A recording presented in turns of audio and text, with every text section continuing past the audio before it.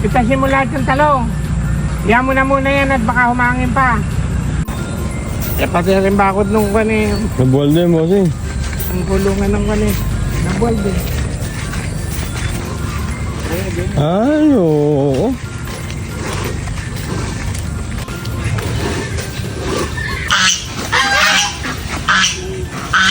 Ito muna iayos natin.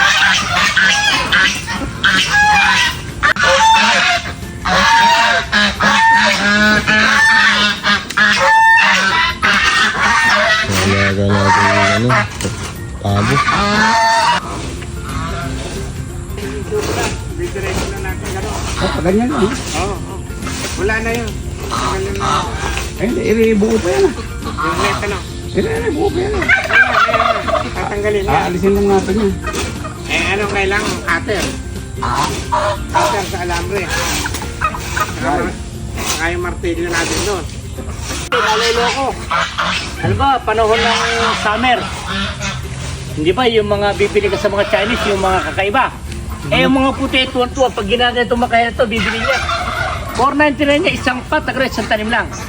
Binibili. Sabi ko, buti sa Pilipinas ako eh. Sinasakate ko lang kako yan. Ito, tumakaya na ito. Isang ganito. Saka isang ganito, nakatanim sa isang pat. Mabibili mo rin pag summer, 4.99. Eh, mga puti na may binibili. Tuwan-tuwa, siyempre, pagka nga naman ginanon, natutulog, eh ka. Nahihiya ka. Tawag ka ako, sabi niya ni makahiya. Ano yung ka sa English yun?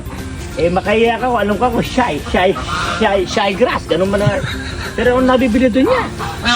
Pwede na yan. Ginugod niya.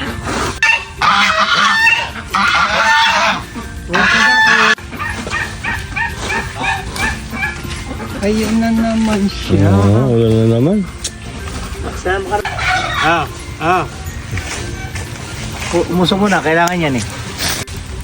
Umuulan na naman. Maluwa. Ha? Maluwa. Eh kasi, parang ang kwan niya eh. Hindi pa si Kwan din, maluwang ang bakuran niya. Linda. Si Tita Linda. Huh? Eh, lalo sa ting, maluluwang yung lupa. Oh, Sira ang kulungan ng ating mga pabo.